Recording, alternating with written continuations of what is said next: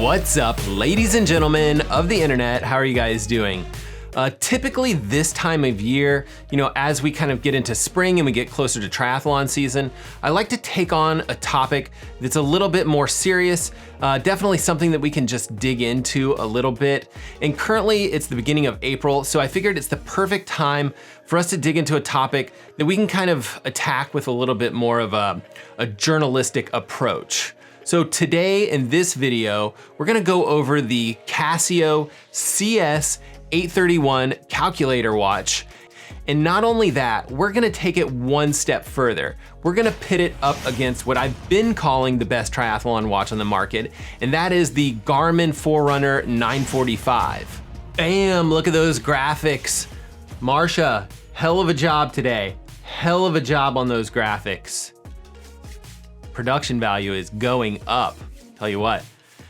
We've talked about the Garmin Forerunner 945 a number of times on this channel. I'll leave a link to one of the videos up here on the left and you guys can check that out at your leisure. But what I wanted to do was go over some of the details on the Casio watch. Since it's kind of a newer released watch, I figured now's the time.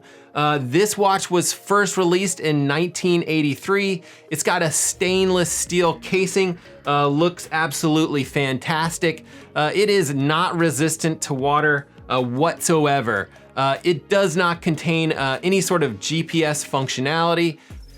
The watch is able to tell time. Also the date, it has an alarm. It does have a stopwatch feature, and most importantly, it does have this calculator functionality. And this watch weighs in at 60 grams, and it has a screen size of 9 millimeters tall by 21 millimeters wide. So a little bit of a smaller screen.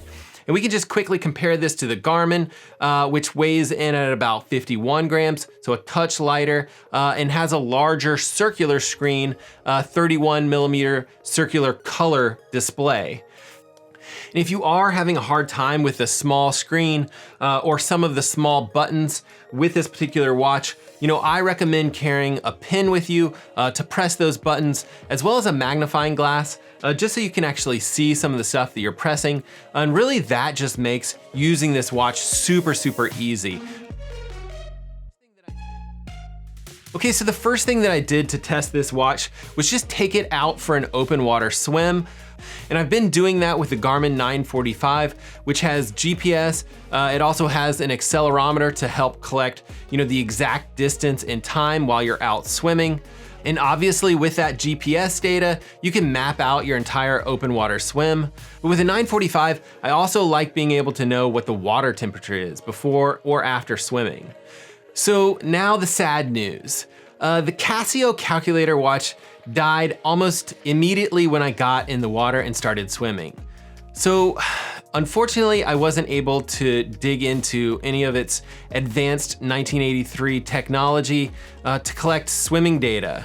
So, that's a little bit of a disappointment, and it kind of made the rest of the review a little bit more difficult. But there was one high note that came before the swim. I was in need of kind of putting out a few lake buoys out on the lake before I started swimming.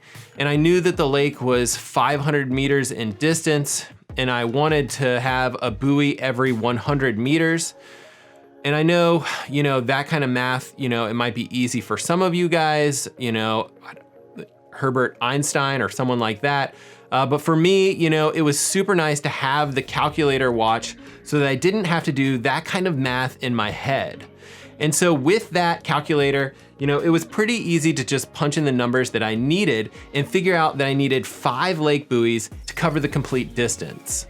And without the Casio, I think I would have been put in a pretty precarious position. And so while a lot of you guys think that the Garmin is definitely better suited for open water, for this particular activity, open water swimming, I kind of have to give the edge to the Casio. And the next test, obviously, is just to hop on the bike and give both of these watches a little bit of a spin. So what I decided to do was go for a nice, easy ride to the coffee shop. And with the Garmin Forerunner, I was able to see heart rate, power data, speed, distance, mapping information of my surrounding area. And what was really interesting was at the coffee shop itself, I was even able to pay for my coffee with Garmin Pay using the watch's NFC chip. And prior to that, I did try to pay for my coffee with my Casio calculator watch, which unfortunately did not work out. This watch doesn't have any sort of wireless payment technology. It doesn't have any sort of wireless technology at all. And it definitely doesn't have an NFC chip. And so unfortunately that did not work. However, I do think it's important to keep in mind that had my watch not been killed by the open water swim, I would have been able to calculate the tip for that coffee at the coffee shop.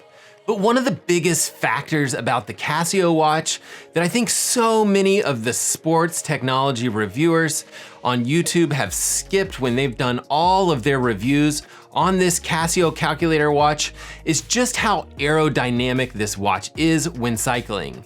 And according to my own wind tunnel tests, I've calculated about 27 watts of saving by using this watch compared to the Garmin 945.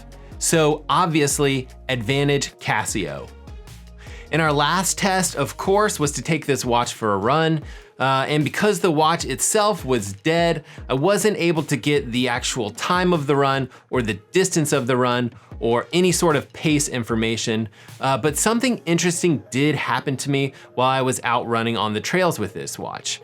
There was this super creepy old lady that was kind of gawking at me as I ran by. And she kind of said some inappropriate things about my short shorts, which was a little bit awkward and a little bit scary at the time. But now thinking back on it, I feel like it was a little bit of a compliment. Now, nothing like that has ever happened to me while I was wearing the Garmin 945, which could be a coincidence, yes, or it could be that the Casio is just that much better of a looking watch. And I know a lot of you guys are saying right now at the camera, hey, looks don't matter. You know, I've seen it in the comments. It's all about features and functionality. And I'm not gonna call anyone specifically out by name, but come on guys. And specifically you, Jimmy, from Sheboygan, Wisconsin. I've told you this 1,000 times. A luxury watch like this just brings the whole outfit together and makes you look fantastic. So as far as running goes and which watch is better, you know, this one is clearly a no-brainer. It's definitely the Casio. And finally, we could tally all this up, but I'm pretty sure you guys have it all figured out by now. The Casio absolutely dominated the Garmin 945 in every single event, every activity, every test that we threw at it. And it's clearly the best triathlon watch on the market today. And by today, I mean 1983, when you could actually buy this watch. And if you do want to buy this watch, you're gonna have to scour the dark internets. They're a little bit hard to find. And Garmin will probably take some sort of small comfort in that, you know, just that this watch is difficult to find.